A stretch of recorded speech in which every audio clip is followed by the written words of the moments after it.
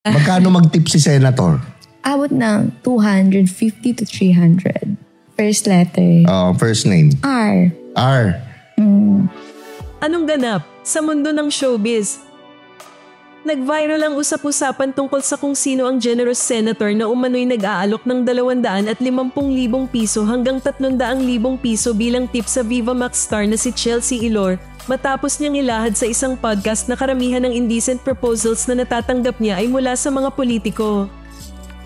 Bukod sa isang mayor mula sa Northern Luzon, binanggit ng aktres na ang nasabing senador ay may pangalan na nagsisimula sa letrang R at ang ikalawang huling letra ng kanyang apelyido ay F.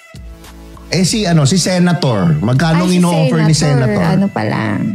Tip pa lang, paldo na. Tip pa lang, paldo na. Tip pa lang, paldo na. Magkano mag-tip si Senator? Abot ng 250 to 300. First letter. First name. R. R. Last letter ng last name. F na lang. Ha? F.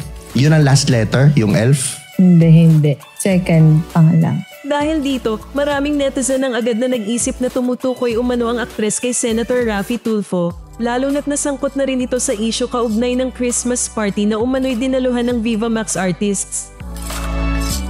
Binasag naman ng kapatid niyang si Mon Tulfo ang pananahimik ng pamilya at dinipensahan si Raffy, sabay tawa sa balitang may indecent proposal umano si Senator Tulfo.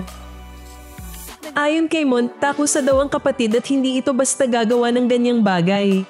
Dagdag pa niya, kahit ipagpalagay na totoo ang chismis ay wala raw dapat ikagulantang dahil kilala si Raffy bilang galante at kaya niyang magbigay ng malaking halaga na aniya ay galing sa sariling bulsa.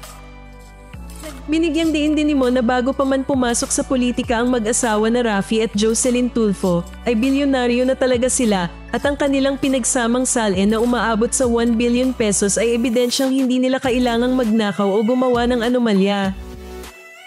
Sa ngayon, wala pang pahayag si Senator Raffy Tulfo tungkol sa mga alegasyon habang patuloy ang spekulasyon ng publiko kung siya nga ba ang tinutukoy na generous senator ni Chelsea Ilor.